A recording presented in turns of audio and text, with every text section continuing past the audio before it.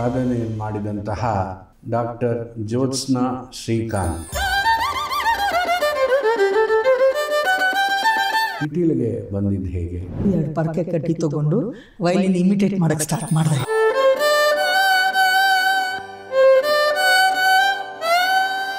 ನಮ್ಮನೆ ಪಕ್ಕ ಒಂದು ಬೇಕ್ರಿ ಇತ್ತು. 3:30 ಹೊತ್ತಿಗೆ ಪಫ್ ವಾಸನೆ ಬರ್ತಾ ಇತ್ತು. 3 hours ಕಂಟಿನ್ಯೂಸ್ ಪ್ರಾಕ್ಟೀಸ್ ಆ ಪಫ್ ಬೇಕ್ರಿ ಆಸೆಗೆ.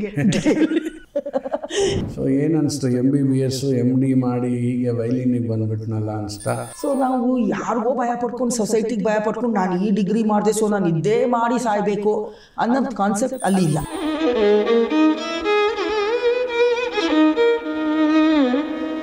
ಇಲ್ಲಿಂದ ಅಲ್ಲಿ ಶಿಫ್ಟ್ ಆಗಿದ್ದಾಗ ನಿಮ್ಗೆ ಏನು ಅನ್ನಿಸ್ತು? 5-6 years ಅಲ್ಲಿ ಇಲ್ಲಿಷ್ಟು ಬ್ಯುಸಿ ಇದ್ನೋ ಇನ್ನೂ ಜಾಸ್ತಿ ಬ್ಯುಸಿ ಆಗ್ಬಿಟ್ಟೆ.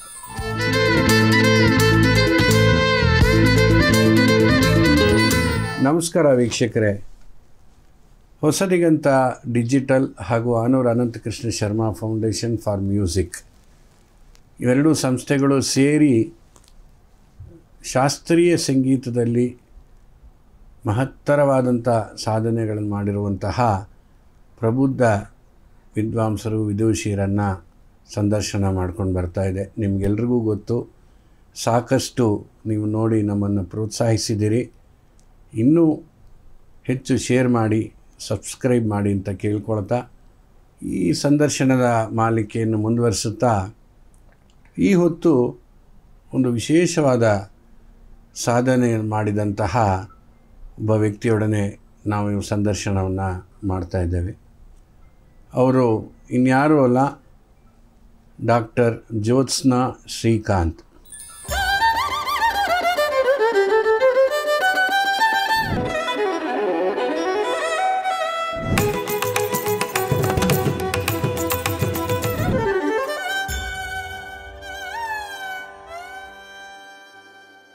ಶಾಸ್ತ್ರೀಯ ಸಂಗೀತ, ಪಾಶ್ಚಾತ್ಯ ಸಂಗೀತ ಅಥವಾ ಫ್ಯೂಷನ್ ಇದೆಲ್ಲದರಲ್ಲೂ ತಮ್ಮನ್ನು ತಾವು ಬಹಳ ಹೆಚ್ಚಿನ ರೀತಿಯಲ್ಲಿ ತೊಡಗಿಸಿಕೊಂಡಂಥವರು.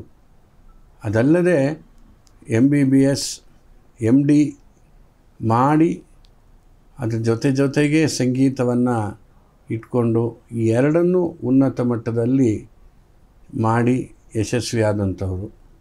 ಪ್ರಾರಂಭದಲ್ಲಿ ಅವರ ತಾಯಿ ವಿದೂಷಿ ರತ್ನಾ ಶ್ರೀಕಂಠಯ್ಯ ಅವರಲ್ಲಿ ಪ್ರಾರಂಭ ಮಾಡಿ ನಂತರ ನಮ್ಮ ರಾಷ್ಟ್ರದ ಹಿರಿಯ ವಿದ್ವಾಂಸರಾಗಿದ್ದ ಗಾನಕಲಾಭೂಷಣ ಸಂಗೀತ ಕಲಾರತ್ನ RR ಕೇಶಮೂರ್ತಿಯವರ ಮಗಳು ಪದ್ಮ ಅವರ ಬಳಿ ಹೋಗಿ ನಂತರ ಸಾಕ್ಷಾತ್ RR ಕೇಶಮೂರ್ತಿಯವರ ಬಳಿಯೇ ಅವರು ಕರ್ನಾಟಕ ಶಾಸ್ತ್ರೀಯ ಸಂಗೀತ ಪಿಟೀಲು ವಾದನವನ್ನು ಕಲಿತಾರೆ. ಹಾಗೆ ಪಾಶ್ಚಾತ್ಯ ಸಂಗೀತವನ್ನು ಬಹಳ ಖ್ಯಾತನಾಮರಾಗಿದ್ದ ಚೆನ್ನೈನ VS ನರಸಿಂಹನ್ರವರ ಬಳಿ ಅಭ್ಯಾಸ ಮಾಡಿದ್ದಾರೆ. ಅವರ ಸಾಧನೆ ಅಪಾರ ಇದೆ. ಅವರು ಇಂಗ್ಲೆಂಡ್ನಲ್ಲಿ 1 ದಶಕಕ್ಕೂ ಮೇಲೆ ಇರ್ತಾರೆ. ಹಾಗೆ ಈಗಲೂ ಅಷ್ಟೇ ಇಡೀ ಪ್ರಪಂಚವನ್ನು ಸುತ್ತಿ ಕಾರ್ಯಕ್ರಮವನ್ನು ಕೊಡ್ತಾ ಯಶಸ್ವಿಯಾಗಿ ಈ ಒಂದು ಕಾರ್ಯಕ್ರಮಗಳ ಒಂದು ಮಾಲಿಕೆಯಲ್ಲಿ ಕೊಡ್ತಾ ಇದ್ದಾರೆ. ಅವರು ಇವತ್ತು ನಮ್ಮ ಜೊತೆ ಇರೋದು ಬಹಳ ಸಂತೋಷ. ಅವರ ಸಾಧನೆ, ಅವರ ಜೀವನ, ಅವರು ಹೇಗೆ ಇಷ್ಟೆಲ್ಲ ಸಾಧನೆ ಮಾಡಲಿಕ್ಕಾಯಿತು ಅನ್ನೋದನ್ನು ಅವರ ಮೂಲಕವೇ ತಿಳಿದುಕೊಳ್ಳೋಣ ಅಂತ ಹೇಳ್ತಾ, ನಮಸ್ಕಾರ ಜ್ಯೋತ್ಸ್ನಾ ಅವರೇ. ನಮಸ್ಕಾರ ಶಿವ. ಮತ್ತೊಮ್ಮೆ ನಿಮಗೆ ನಮ್ಮ ಹೈ ನೋಟ್ಸ್ ಕಾರ್ಯಕ್ರಮಕ್ಕೆ ಸ್ವಾಗತ. ನಾವು ಎಷ್ಟೋ ಸತಿ ಈ ರೀತಿ ಮಾತಾಡಿದ್ದೀವಿ, ಫೋನಲ್ಲಿ ಮಾತಾಡಿದ್ದೀವಿ, ವೇದಿಕೆ ಹಂಚ್ಕೊಂಡಿದ್ದೀವಿ. ಆದರೆ ಇವತ್ತು ನಾನು ಕೇಳೋ ಪ್ರಶ್ನೆಗಳು ನೀವು ಉತ್ತರ ಕೊಡಲೇಬೇಕು. ಡೆಫಿನೆಟ್. ಹೇಳಿ, ಹೇಗೆ ಪ್ರಾರಂಭ ನಿಮ್ಮದು ಸಂಗೀತ? ಆಫ್ಕೋರ್ಸ್ ನಿಮ್ಮ ತಾಯಿ ಬಹಳ ಚೆನ್ನಾಗಿ ಹಾಡ್ತಾಯಿದ್ರು, ನಾನು ಕೇಳಿದ್ದೆ, ರತ್ನಾ ಶ್ರೀಕಂಠಯ್ಯ ಅಂತ. ಮನೇಲಿ ವಾತಾವರಣ ಇತ್ತು. ನಂತರ ಪಿಟೀಲಿಗೆ ಬಂದಿದ್ದು ಹೇಗೆ? ನಮ್ಮ ಮನೇಲಿ ವೋಕಲ್ ಆ್ಯಂಡ್ ವೀಣಾ. ನಮ್ಮ ಅಜ್ಜಿ ವೀಣೆ ನರಸಮ್ಮ ಅಂತ ಭದ್ರಾವತಿಯಲ್ಲಿ. ಆಮೇಲೆ ಅಮ್ಮ ಚಿಕ್ಕಮ್ಮಂದರು ಎಲ್ಲರೂ ವೀಣೆ ಆ್ಯಂಡ್ ಅಮ್ಮ ವೋಕಲಿಸ್ಟ್. ನನಗೆ 3 ವರ್ಷದಿಂದ ವೋಕಲ್ ಪಾಠ ಸ್ಟಾರ್ಟ್ ಮಾಡಿದ್ರು. ಅದು ಯಾಕೋ ನಂಗೆ ವೀಣೆಯಲ್ಲಿ ಇಂಟ್ರೆಸ್ಟ್ ಬರಲಿಲ್ಲ. 5 ವರ್ಷ ಇರುವಾಗ ಕುನ್ನಕ್ಕುಡಿ ವೈದ್ಯನಾಥನ್ ಕಚೇರಿ ಕರ್ಕೊಂಡು ಹೋಗಿದ್ರು.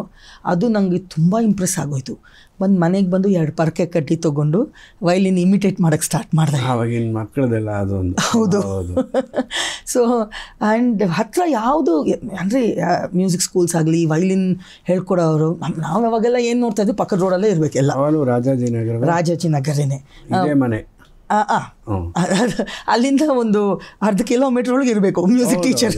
ಇನ್ನೆಲ್ಲ ಹೆಣ್ಮಕ್ಳನ್ನ ಜಾಸ್ತಿ ದೂರ ಕಳಿಸ. ಹೌದು, ಆ ಥರ ಇತ್ತು. ಕಡೆಗೆ ನಾನೇ ಹುಡ್ಕೊಂಡ್ಬಂದೆ ಗುರುಗಳನ್ನ. RR ಕೇಶವಮೂರ್ತಿ ಅವ್ರ ಮಗಳು ಪದ್ಮಾ ಗೋಪಾಲನ್ ಅಂತ. ಅಲ್ಲೇ ನಾನು ವಿದ್ಯಾವರ್ತಕ ಸ್ಕೂಲ್ಗೆ ಹೋಗ್ತಾ ಇದ್ದೆ. ನೆಕ್ಸ್ಟ್ ರೋಡಲ್ಲೇ ಹಿಂಗಿದ್ದಾರೆ ವೈಲಿನ್ ಹಾಗೆ ಅಂತ ನರ್ಸರಿ. ಇನ್ನು ಹಾಗೆ ಹಿಂಗೆ ವಿಚಾರಿಸಿ ಮಾತಾಡಿ ಗೊತ್ತಾಯಿತು. ಸೊ ಸ್ಟಾರ್ಟ್ ಆಯಿತು ವೈಲಿನ್, ಅಲ್ಲಿಂದ ಸ್ಟಾರ್ಟ್ ಆಯಿತು. ಆಮೇಲೆ ಫಸ್ಟ್ ಕಾನ್ಸರ್ಟ್ ನಾನು ಕೊಟ್ಟಾಗ 9 years old. ಅದು ಒಂದು ಮೆಮೊರಬಲ್ ಸ್ಟೋರಿ ಅಂತ ಹೇಳ್ಬೋದು. ರಾಜಾಜಿನಗರ್ ರಾಮ ಮಂದಿರದಲ್ಲಿ ರಾಮನವಮಿ ಇವಾಗಲೂ ಮಾಡ್ತಾರೆ ಅಲ್ಲಿ ಸುಮಾರು ವರ್ಷದಿಂದ ಮಾಡ್ತಿದ್ದಾರೆ. ಜೂನಿಯರ್ ಕಾನ್ಸರ್ಟ್ ಕೊಟ್ಟರು, ಅಂದರೆ 6 to 7 ನಾನು ನುಡಿಸ್ಬೇಕು. ಸರಿ, ಫಸ್ಟ್ ಟೈಮ್ ಆಲಾಪನೆ ಸ್ವರ ಎಲ್ಲ ಅಭ್ಯಾಸ ಮಾಡಿದೆ, ಎಲ್ಲ 6 to 7 ನುಡಿಸ್ದೆ. ನಂದು ಆದಮೇಲೆ ಸೀನಿಯರ್ ಕಾನ್ಸರ್ಟ್ ಕುನ್ನಕ್ಕುಡಿ ವೈದ್ಯನಾಥನ್ ಅವ್ರದ್ದೇ ಇದು. ಅವ್ರು ಅದು ಎಲ್ಲಿಂದನೋ ಸೇಲಮೋ ಎಲ್ಲಿಂದನೋ ಬರಬೇಕಾಗಿತ್ತು, ಲೇಟ್ ಆಯಿತು. ಸೊ ಅವ್ರು ಬರೋದು ಲೇಟ್ ಆಗ್ತಾಯಿದೆ, ನೀನು ಮುಂದುವರ್ಸು, ನೀನೇ ನುಡಿಸು. ಸರಿ, ಹಾಗೂ 8 ಗಂಟೆ ತನಕ ನುಡಿಸ್ದೆ. ಮತ್ತೆ ಬಂದಿಲ್ಲ. ಇನ್ನು ನುಡಿಸು, ನನ್ನ ಸ್ಟಾಕ್ ಎಲ್ಲ ಆಗೋಯ್ತು. ಮತ್ತೆ ಅದೇ ನುಡಿಸು ಫಸ್ಟಿಂದ ಅಂದರು. ಸೊ ಮತ್ತೆ ಸ್ಟಾರ್ಟ್ ಮಾಡಿದೆ ಮಹಾಗಣಪತಿಯಿಂದ ರೌಂಡ್ 2. ಆಮೇಲೆ ಅದೇನೋ ಟ್ರಾಫಿಕ್ ಅದೇನೋ ಪ್ರಾಬ್ಲಮ್ ಆಗಿ 10 ಗಂಟೆಗೆ ಬಂದರು. ಸೊ ಅಷ್ಟೊತ್ತಿಗೆ ನಂದು ಎರಡು ಬೌಟ್ಸ್ ಆಗಿತ್ತು. 2 hours ನನಗೆ ಏನು ಬರುತ್ತೋ ಎಲ್ಲ ನುಡಿಸಿ ರೀಪ್ಲೇ ಫುಲ್ಲು ಜನ. ನನಗೆ ಅಂದರೆ ಸ್ಟೇಜ್ ಫಿಯರ್ ಎಲ್ಲ ಏನಿರಲಿಲ್ಲ, ಜಾಸ್ತಿ ಜನ, ಫುಲ್ ಖುಷಿ. ನನಗೆ ಜ್ಞಾಪಕ ಇದೆ ಈಗಲೂ. ಹಂಸಧ್ವನಿ, ಮಾಯಮಾಳವಗಳೆಲ್ಲ ಆಲಾಪನೆಗಳೆಲ್ಲ ಮಾಡ್ಕೊಂಡ್ಬಿಟ್ಟಿದೆ. ಆಮೇಲೆ ಬಂದರು, ನೀನು 15 ನಿಮಿಷ ನುಡಿಸು, ನೀನು ಇಷ್ಟೊತ್ತು ಕವರ್ ಅಪ್ ಮಾಡಿದೀಯ ಅಂದರು. ಕುಡಿಯೋರು ಹಚ್ಚಿ ಅದು ದೊಡ್ಡತನ, ಅದು ತುಂಬ ದೊಡ್ಡ. ಅದು ಇನ್ನೂ ನುಡಿಸು ಅಂತ ನನಗೆ ಆಲ್ಮೋಸ್ಟ್ 20 minutes ಆಯಿತು. ಅವ್ರ ಕಾನ್ಸರ್ಟ್ ಆಮೇಲೆ 10:45 ಸ್ಟಾರ್ಟ್ ಆಗಿ 2 ಗಂಟೆ ತನಕ ಹೋಯಿತು, ಫುಲ್ ಜನ. ಸೊ ಅದು ತುಂಬ ಮೆಮೊರಬಲ್ ಕಾನ್ಸರ್ಟ್.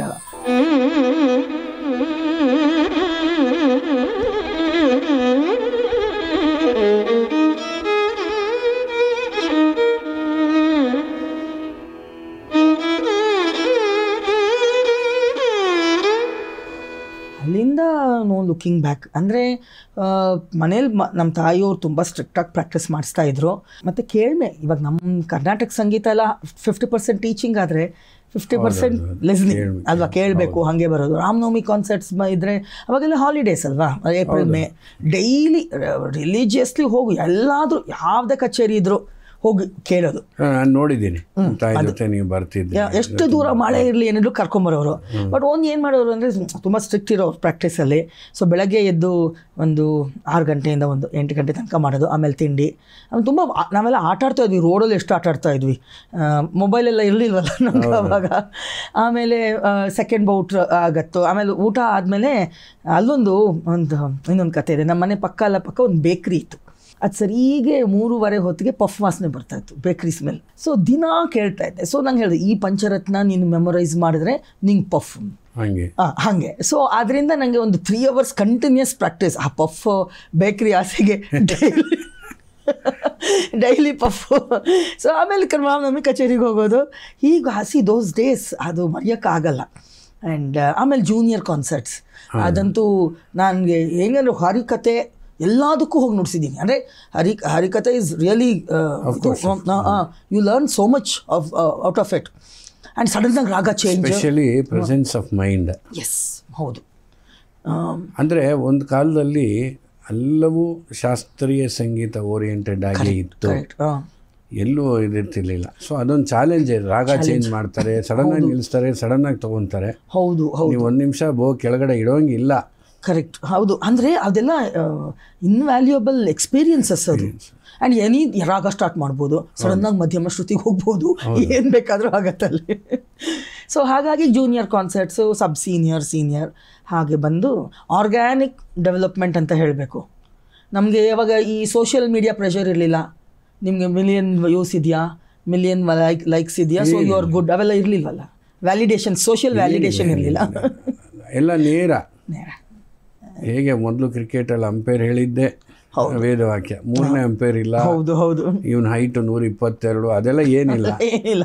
ಆ ರೀತಿ ಅವಾಗ ಎದುರು ಕೂತಿರೋರು ಎದುರು ಬಂದಿರೋರೇ ಹೇಳ್ತಾ ಇದ್ರು. ಮತ್ತು ನಿನ್ನೆನೂ ನಾನು ಹೇಳ್ತಾ ಇದ್ದೆ, ಈ ಆರಾಧನೆಗಳು ಇದೆಲ್ಲ ನಮಗೆ ಇಟ್ ವಾಸ್ ಎ ಬೂನ್. ಆರಾಧನೆ ಎಷ್ಟು ಜನಕ್ಕೆ ನುಡಿಸ್ತಾ ಇದ್ವಿ, ಬೇರೆ ಬೇರೆ ಪುರಂದರದಾಸರ ಆರಾಧನೆ ಬೆಳಗ್ಗಿಂದ ಸಾಯಂಕಾಲ ತನಕ ಜೂನಿಯರ್ ಸ್ಟೇಜಲ್ಲಿ ಬೈಲಿನ್ ಕುತ್ಕೊಂಡ್ಬಿಡೋದು.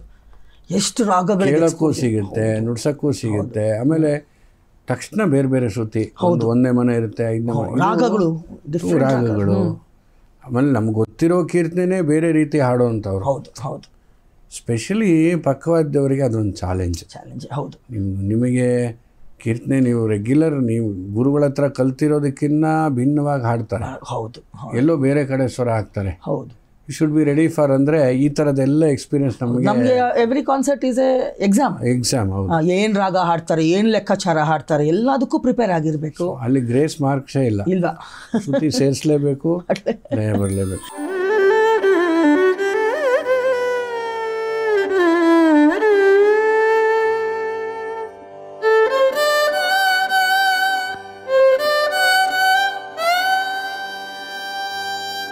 ಸೊ ಹಾಗೆ RRK ಅವ್ರ ಹತ್ರ ಸೇರಿಕೊಂಡ್ರಿ. ಪದ್ಮ ಅವ್ರ ಮಗಳಾದ್ಮೇಲೆ ನಾನು ನೋಡ್ದಂಗೆ ಅವರು ಬಹಳ ಶಿಸ್ತಿನ ಮನುಷ್ಯ. 4 ಗಂಟೆಗೆ ಎದ್ದು ಟೈಮ್ ಅಂದರೆ ಟೈಮ್. ಯಾಕೆಂದರೆ ನಮ್ಮ ತಂದೆನೋ ಅವ್ರ ಶಿಷ್ಯರು ಅವರೆಲ್ಲ ಹೇಳೋದು. ಹೇಗಿತ್ತು? ಅವರು ಬೆಳಗ್ಗೆ 4 ಗಂಟೆಗೆ ಎದ್ದು ಯೋಗ ಮಾಡಿ, ಹೌದು, ಸ್ನಾನ ಸಂಧಾವನೆ ಮಾಡಿ ಅವ್ರು ಕೂತ್ಕೊಂಡು ಪ್ರಾಕ್ಟೀಸ್ ಮಾಡೋರು ಈವನ್ ಎಟ್ 90. ಹೌದು. ಅದು ಎಷ್ಟು ಜನಕ್ಕೆ ಡಿಸಿಪ್ಲಿನ್ ಇರೋಕ್ಕೆ, ಅಂದರೆ ನಮ್ಮದು ಸೆಲ್ಫ್ ಇಂಪ್ರೂವ್ಮೆಂಟ್ ಆಗ್ತಾನೆ ಇರಬೇಕು ಅನ್ನೋ ಒಂದು ಕಾನ್ಸೆಪ್ಟ್ ಅವ್ರಿಗೆ. ಆಮೇಲೆ ಪಾಠ ಅಂದರೆ ಈಗಿನ ಥರ 1 ಅವರ್ ಆದಮೇಲೆ 2 ಮಿನಿಟ್ಸ್ ಆಯಿತು, ಸೊ ಎಕ್ಸ್ಟ್ರಾ ಅವೆಲ್ಲ ಏನಿಲ್ಲ. It can be 2 hours 3 hours 4 hours. And ಯಾವ ಥರ ಅಂದರೆ ಇವಾಗ ಆಲಿಡ್ ರಾಗಾಸ್ ಅಂತೀವಲ್ಲ, ಭೈರವಿ ಹೇಳ್ಕೊಡೋದು, ಅದಾಗಿದ ತಕ್ಷಣ ಮುಖಾರಿ, ಅದಾಗಿದ ತಕ್ಷಣ ಮಾಂಜಿ, ಹುಸೇನಿ, ಈ ಥರ ಒಂದಾದ್ಮೇಲೆ ಒಂದು ಡಿಫ್ರೆನ್ಸಸ್ ಗೊತ್ತಾಗತ್ತೆ.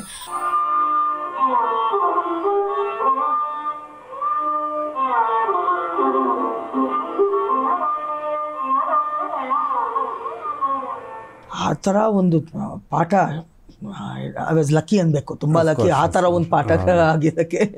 ಭಾಳ ಶಿಸ್ತು ಮತ್ತು ನೇರ ಮಾತು. ಹೌದು ಹೌದು ಹೌದು ಹೌದು. ನಾನು ಅನುಭವಿಸಿದ್ದು ನೋಡು ಇದ್ದೀನಿ. ಹೌದು.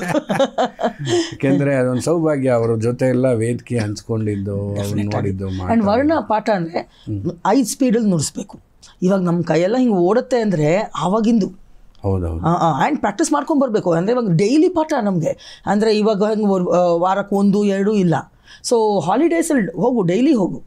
ಇಲ್ಲಿ ನಾನು ಮೆಡಿಕಲ್ ಕಾಲೇಜ್ಗೆ ಹೋಗೋವಾಗೂ ಅಷ್ಟೇ, ನಾನು ಶ್ರೀರಾಮ್ಪುರಕ್ಕೆ ಹೋಗಿ ಅಲ್ಲಿಂದ ಬ್ಯಾಂಗ್ಳೂರು ಮೆಡಿಕಲ್ ಕಾಲೇಜ್ಗೆ ಹೋಗ್ತಾ ಇದ್ದೆ. ನಾನು ಅಲ್ಲಿಗೆ ಬರ್ತೀನಿ. ನಾನಿನ್ನು ಮೆಡಿಕಲ್ ಕಾಲೇಜ್ವರೆಗೂ ಬಂದಿಲ್ಲ ನೀವು. ಅಂದರೆ ನಾನು ಹೇಳಿದ್ದು ಆ ಥರ ಒಂದು ಅಟ್ಲೀಸ್ಟ್ 3 lessons ಪರ್ ವೀಕ್. ಹಾಗೆ ಲೆಸನ್ಸ್ ಅಂದರೆ ಮೋರ್ ದೆನ್ 1 hour 2 hours. ಅದು ಅಂದರೆ ಕಾಲೇಜ್ ಟೈಮಲ್ಲಿ 1 hour ಆಗ್ತಾಯಿತ್ತು, ಹೋಗಬೇಕಾಗಿತ್ತಲ್ಲ. ಅದರಲ್ಲಿ ಅವರು ಒಂದು ಮೂಡ್ ಕರೆಕ್ಟ್ ಟೈಮ್ ಹೋಗಲಿಲ್ಲ ಅಂದರೆ ವಾಪಸ್ಸೇ ಅದೆಲ್ಲ. ಅದೇ. ಆ್ಯಂಡ್ ನೊಟೇಷನ್ಸ್ ನಾವೇ ಬರಿಬೇಕು, ಅವ್ರು ಕೊಡೋರು ಅದು ನೋಡ್ಕೊಂಡು ನಾವೇ ಬರಿಬೇಕು. ಅಂದರೆ ಯಾವುದೇ ಒಳ್ಳೇದು. ಇವಾಗಿನ ಹುಡುಗರಿಗೆ ಬರೆಯೋದಕ್ಕೆ ಬರೋಲ್ಲ, ಎಲ್ಲ ಮೊಬೈಲ್ ಮೇಲೆ ಡಿಪೆಂಡ್ ಆಗಿರ್ತಾರೆ. ಹೌದು. ಸೊ ನೀವು ವಿದ್ಯಾವರ್ಧಕ ಸಂಘ, ಆನಂತರ ಕಾಲೇಜು ಅಲ್ಲೇನಾ? ಇಲ್ಲ, MES college Malleshwaram. MES college ಅಂದಮೇಲೆ ಅಲ್ಲೂ ಸಂಗೀತಕ್ಕೆ ಒಳ್ಳೆ ಪ್ರೋತ್ಸಾಹನೇ. MPL ಶಾಸ್ತ್ರಿ, ಶೇಷಾದ್ರಿ ಅಯ್ಯಂಗಾರ್ ಇದ್ರು, TT ಶ್ರೀನಿವಾಸನ್, ಸಂಗೀತದ ವಾತಾವರಣ. ಹಾಗಾಗಿ ತಾವು PUCಲಿ ರ್ಯಾಂಕ್ ಬರ್ತೀರಿ. 7th ರ್ಯಾಂಕ್ ಬಂದಿದ್ದೆ. ನೋಡಿ, ನಂಗೆ ಜ್ಞಾಪಕ ಇದೆ. ಆಮೇಲೆ ಅವಾಗ CET ಎಲ್ಲ ಏನಿರಲಿಲ್ಲ. ಇತ್ತು CET. ಹೌದೌದು, 2 MBBS. ಅಂದರೆ ನೀಟ್ ಇರಲಿಲ್ಲ ಅವಾಗ. MBBS ಇಂಜಿನಿಯರಿಂಗ್ 2 CETನೇ ಇತ್ತು. ಹೌದಾ?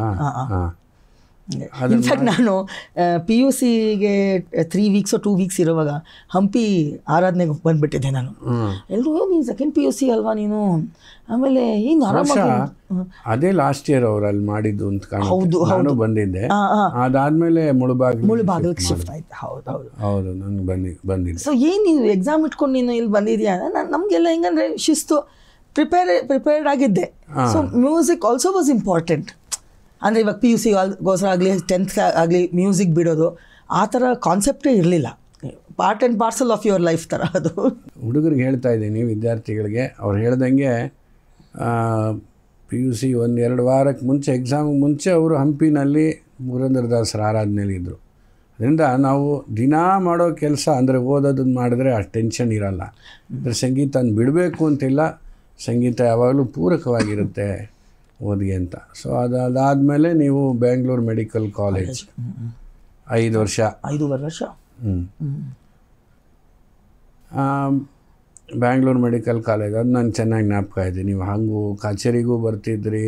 ಹೌದು. ನಿಮ್ಮದು ವೇರಿಡ್ ಆ್ಯಕ್ಟಿವಿಟೀಸ್ನಲ್ಲಿ ಸೆಷನ್ಸ್ ರೆಕಾರ್ಡಿಂಗು ಬರ್ತಿದ್ರಿ. ಸಿನಿಮಾ ರೆಕಾರ್ಡಿಂಗ್ ಇರ್ಬೋದು, ಪ್ರೈವೇಟ್ ಆಲ್ಬಮ್ ರೆಕಾರ್ಡಿಂಗ್ ಎಲ್ಲ ಅಟೆಂಡ್ ಮಾಡ್ತಿದ್ರಿ. ತುಂಬ ಖುಷಿ ಆಗೋದು. ಆಮೇಲೆ ನೀವು ಗೋ ಫಾರ್ MD. ಹೌದು, ಪೆಥಾಲಜಿ. ಸೊ ಏನು ಅನಿಸ್ತು MBBS MD ಮಾಡಿ ಹೀಗೆ ವೈಲಿನಿಗೆ ಬಂದುಬಿಟ್ನಲ್ಲ ಅನಿಸ್ತಾ? ಇಲ್ಲ, ಹಂಗಿದೆ. ಕೆಲಸ ಮಾಡಿದ್ದು ಕಡಿಮೆ ನೀವು? ಅಂದರೆ ಆಯಿತು, ಒಂದು 15 ವರ್ಷ ಮಾಡಿದೆ. ಬಟ್ ಏನಾಯ್ತು ಹೇಳ್ತೀನಿ. ನಾವು UK ಇದ್ವಲ್ಲ ಒಂದು 15 ವರ್ಷ. ಅಲ್ಲಿ ನನ್ನ ಮಗನ ಟೀಚರ್, ಫಿಸಿಕ್ಸ್ ಟೀಚರ್, ಅಲ್ಲಿ ಸ್ಕೂಲ್ ಟೀಚರ್, ಅವರು ಸ್ಕೂಲ್ ಬಿಡ್ತಾ ಇದ್ದಾರೆ. ಅವ್ರಿಗೆ ಸೆಂಡ್ ಆಫ್ ಕೊಡ್ತಾಯಿದ್ದೀವಿ. ಅದ್ರ ಮೊದಲು ಪೇರೆಂಟ್ಸ್ನೆಲ್ಲ ಮೀಟ್ ಮಾಡ್ತಾರಂತೆ ಇಂಡಿವಿಜುವಲಾಗಿ ನಮ್ಮ ಪ್ರೋಗ್ರೆಸ್. ಸರಿ, ನಾನು ಹೋದೆ. ಹೀಗೆ ಏನಕ್ಕೆ ಯಾವ ಸ್ಕೂಲ್ ಸೇರ್ತಾ ಇದ್ದೀರಿ? ಇಲ್ಲ, ಸ್ಕೂಲ್ ಸೇರ್ತಾರೆ, ನಾನು ಬೇಕ್ರಿ ಓಪನ್ ಮಾಡ್ತಾಯಿದ್ದೀನಿ. ಬೇಕ್ರಿನ ಫಿಸಿಕ್ಸಲ್ಲಿ ಬೇಕ್ರಿಯಲ್ಲಿ ನನಗೆ my passion was always to bake. So ಇರೋದು ಒಂದು ಲೈಫ್. ಸೊ ನಾವು ಯಾರಿಗೋ ಭಯ ಪಡ್ಕೊಂಡು, ಸೊಸೈಟಿಗೆ ಭಯ ಪಡ್ಕೊಂಡು ನಾನು ಈ ಡಿಗ್ರಿ ಮಾಡಿದೆ, ಸೊ ನಾನು ಇದ್ದೇ ಮಾಡಿ ಸಾಯಬೇಕು ಅನ್ನೋ ಕಾನ್ಸೆಪ್ಟ್ ಅಲ್ಲಿ ಇಲ್ಲ ವೆಸ್ಟಲ್ಲಿ. ಸೊ ನಂಗೆ ಅದು ಭಾರಿ ಇನ್ಸ್ಪೈರ್ ಆಗಿಬಿಡ್ತು. ಸೊ ಮ್ಯೂಸಿಕ್ ಯಾವಾಗಲೂ ಇದ್ದೇ ಇತ್ತು, ಎಲ್ಲ ನುಡಿಸ್ತಾ ಇದ್ದೆ, ಕಚೇರಿಗಳು ಆಗಲಿ ಫಿಲ್ಮ್ಗಾಗಲಿ ಎಲ್ಲನೂ. ಬಟ್ ನಾವು ಇದಕ್ಕೆ 100% ಕೊಟ್ಟಾಗ ಔಟ್ಪುಟ್ ಬೇರೆ. ನಾವೇನೇನು ಮಾಡ್ತೀವಿ ಆ ಡಿಫ್ರೆಂಟ್ ಲೆವೆಲಲ್ಲಿ ಮಾಡ್ತೀವಿ. ಸೊ ಆವಾಗ ನನಗೆ ಅಲ್ಲಿ UK BBC ಪ್ರಾಮ್ಸ್ ಅಂತ ಆಗುತ್ತೆ, BBC ಕಡೆಯಿಂದ. ಅದು ರಾಯಲ್ ಆಲ್ಬರ್ಟ್ ಹಾಲಲ್ಲಿ ಆಗುತ್ತೆ. ಒಳ್ಳೆ ಬ್ರೇಕ್ ಸಿಕ್ತು ನನಗೆ. ಒಳ್ಳೊಳ್ಳೆ ಇಂಟರ್ನ್ಯಾಷನಲ್ ಫೆಸ್ಟಿವಲ್ಸಲ್ಲಿ ಆಪರ್ಚುನಿಟಿ ಸಿಕ್ತು. ಆ್ಯಂಡ್ ಸುಮಾರು ಮ್ಯಾನೇಜ್ಮೆಂಟ್ ಏಜೆನ್ಸೀಸು, ಮ್ಯಾನೇಜ್ಮೆಂಟ್ ಅವ್ರು ಬಂದರು ಮಾಡೋಕ್ಕೆ. ಆ್ಯಂಡ್ ಆವಾಗ ಆ್ಯಕ್ಚುಲಿ ನಮ್ಮ ಹಸ್ಬೆಂಡ್ ಶ್ರೀಕಾಂತ್ ಶರ್ಮಾ ಹೇಳಿದ್ರು, ಎಷ್ಟೋ ಜನ ಡಾಕ್ಟರ್ಸ್ ಇದ್ದಾರೆ, ಮಾಡ್ತಾರೆ, ಇದು ಬೇರೆ ಥರ ಬರ್ತಾ ಇದೆ, ನಾನು ಸಪೋರ್ಟ್ ಮಾಡ್ತೀನಿ, ನೀನು ಮಾಡು ಅಂತ ಒಂದು ಭರವಸೆ ಕೊಟ್ಟು ಆವಾಗ ನಾನು ಫುಲ್ ಟೈಮ್ ಜಂಪ್ ಮಾಡಿದ್ದು.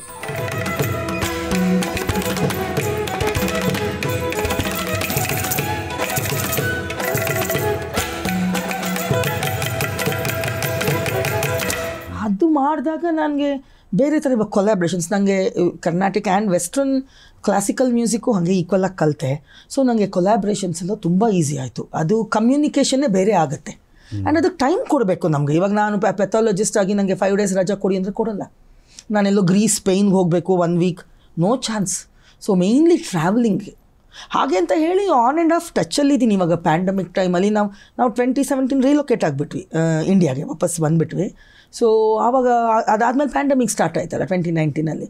ಆವಾಗ ನಾನು ವರ್ಕ್ ಮಾಡಿದ್ದೀನಿ. ಅಲ್ಲಲ್ಲ, ನೀವು ಕಲ್ತಿರೋದು ಎಲ್ಲೋ ಹೋಗಲ್ಲ ಅದು ಆ ಥರ. ಸೊ MD ಮಾಡಿ ಮತ್ತೆ ಇಲ್ಲಿ ಮದುವೆ ಆಗುತ್ತೆ. MD ಮಾಡೋವಾಗ ಮಧ್ಯದಲ್ಲೇ ಆಯಿತು ಮದುವೆ. ಮಧ್ಯದಲ್ಲಿ ಮದುವೆ, ಅದೇ ಜ್ಞಾಪಕ ಇದೆ ನನಗೆ. ಪೆಥಾಲಜಿ ಮಾಡಿದ್ರಿ. ನಂತರ ಶ್ರೀಕಾಂತ್ ಶರ್ಮಾ, ಹೌದು, ಅವರು ಕೂಡ ಸಂಗೀತಗಾರರು, ಸಂಗೀತದ ಮನೆತನ, ಕಲೆ ಆರಾಧಿಸೋರು ಅಂತ ಮನೆ. ಸೊ ಆಮೇಲಿಂದ ಇಲ್ಲಿದ್ರಿ. ನಂತರ ಯು ಶಿಫ್ಟೆಡ್ ಟು UK ಅಲ್ವಾ? ಸೊ ಇಲ್ಲಿಂದ ಅಲ್ಲಿ ಶಿಫ್ಟ್ ಆಗಿದ್ದಾಗ ನಿಮ್ಗೆ ಏನು ಅನ್ನಿಸ್ತು? ಏನಾದರೂ ಕಳ್ಕೊಂಡೆ? ಅಂದರೆ ರೆಗ್ಯುಲರ್ ಕಚೇರಿ ಕಾನ್ಸರ್ಟ್ಸ್ ಅಂತೂ ಇಲ್ಲ, ಇರ್ಬೋದಲ್ಲಿ. ಹೌದು. ಬಟ್ ಇಲ್ಲಿರೋ ಕಾನ್ಸರ್ಟ್ಸು, ಈ ಒಂದು ಏನು ರೆಗ್ಯುಲರ್ ಸೀಸನ್ಸು ಅದೆಲ್ಲ ಕಡಿಮೆ ಆಯಿತು ಅಂತ ಅನ್ನಿಸ್ತು. 1 year ಅನ್ನಿಸ್ತು. ಬಟ್ ನಾವು ಬಂದ್ಬಿಡ್ತೀವಿ ಅನ್ನೋದ್ರಲ್ಲೇ ಇತ್ತು. ಹಾಗೆ 15 ವರ್ಷ ಇದ್ವಿ. ಬಟ್ ಏನಾಯಿತು, ನಾನು ಲಂಡನ್ಗೆ ಹೋಗಿ ಸೆಟ್ಲ್ ಆಗೋಕ್ಕೆ ಮುಂಚೆ ನಾನು 3 ಸರಿ ಹೋಗಿದ್ದೆ ಅಲ್ಲಿ UKಗೆ. ಪ್ರಿನ್ಸ್ ರಾಮವರ್ಮ ಅವ್ರ ಜೊತೆಗೆ ಬಾಲಮುರಳಿ ಕೃಷ್ಣ ಸರ್. ಸೊ ಜನಕ್ಕೆ ನನಗೆ ಗೊತ್ತಿತ್ತು ಅಲ್ಲಿ. ಸೊ ನಾನು ಯಾವಾಗಲ್ಲಿ ಇದ್ದೀನಿ ಅಂತ ಗೊತ್ತಾಗಿದ್ದ ತಕ್ಷಣ ನನಗೆ ಆಪರ್ಚುನಿಟೀಸ್ ಚೆನ್ನಾಗಿ ಬಂತು. ಆ್ಯಂಡ್ ನಾನು ಹೇಳ್ದಂಗೆ ಈ ವೆಸ್ಟರ್ನ್ ಕೊಲ್ಯಾಬ್ರೇಷನ್ಸ್ ಅದು ತುಂಬ ಬ್ಯುಸಿ ಆಗಿಬಿಟ್ಟೆ. ಹೋಗಿದ್ದೊಂದು 5-6 yearsಲ್ಲಿ ಇಲ್ಲಿಷ್ಟು ಬ್ಯುಸಿ ಇದ್ನೋ ಇನ್ನೂ ಜಾಸ್ತಿ ಬ್ಯುಸಿ ಆಗಿಬಿಟ್ಟೆ. ಸೊ ನಾನು ಇಲ್ಲಿ ಎಲ್ಲ ಕಡೆ ನಾವೆಲ್ಲ ನುಡಿಸ್ತೀವಲ್ಲ, ಚನ್ನಪಟ್ಟಣಕ್ಕೆ ಹೋಗ್ತೀವಿ, ಮದ್ದೂರ್ಗೆ ಹೋಗ್ತೀವಿ, ಎಲ್ಲ ಕಡೆ ಒಂದೊಂದು ಗಲ್ಲಿನೂ ಅಲ್ಲಿನೂ ಹೋಗಿ ನುಡಿಸಿದ್ದಾಯಿತು. ಸೊ ಒಂದು ಟೀಚಿಂಗ್ ಪೀರಿಯಡ್ ಅಂದ್ಬಿಟ್ಟಿದೆ ಒಂದು 4 years ಆಯಿತು establish. Not easy, but first 1 year ಬೇಜಾರಾಯಿತು. ಈ ವೆಸ್ಟರ್ನ್ ವೈಲಿನಿಸ್ಟ್ ಎಲ್ಲ ಮೇಲೆ ಕೂತ್ಕೊಂಡು ನೋಡ್ಸೋರು, ಹೀಗೆ ಇಟ್ಕೊಂಡ್ರೆ ವೈಲಿನ್ ಬಿದ್ದು ಹೋಗ್ತಾ ಇತ್ತು. ಇದು ಹಿಂಗೆ ಅಂತ ಗೊತ್ತಾಗ್ತಾ ಇರಲಿಲ್ಲ. ಐಸ್ಲ್ಯಾಂಡ್ಗೆ ಹೋಗಿದ್ದೆ, ಅಲ್ಲಿ ಕರ್ನಾಟಕ ಸಂಗೀತ ಅಂದರೆ ಏನು ಅಂತಲೇ ಗೊತ್ತಿಲ್ಲ, ಅದನ್ನು ಟ್ರೈಬಲ್ ಮ್ಯೂಸಿಕ್ ಅನ್ಕೊಂಡ್ಬಿಟ್ಟಿದ್ರು. ಬಟ್ ನನಗೆ ಎಲ್ಲೇ ಇದ್ರೂ ನನಗೆ ಮನಸ್ಸಿಲ್ಲೇ, ನನ್ನ ಜಾಗದಲ್ಲಿ ಯಾರಿದ್ರು ಬರ್ತಾನೆ. ಆಮೇಲೆ ನಾನು ಹೋಗ್ತಾ ಇದ್ದಂಗೆ ನನಗಿಂತ ಮೊದಲು ಕ್ವೀನ್ನು ಮೀಟ್ ಮಾಡಿದ್ದೆ, ಎಲಿಜಬೆತ್ ಅವರೆಲ್ಲ ಈಗ ಬಕಿಂಗ್ಹ್ಯಾಮ್ ಪ್ಯಾಲೇಸಲ್ಲಿ.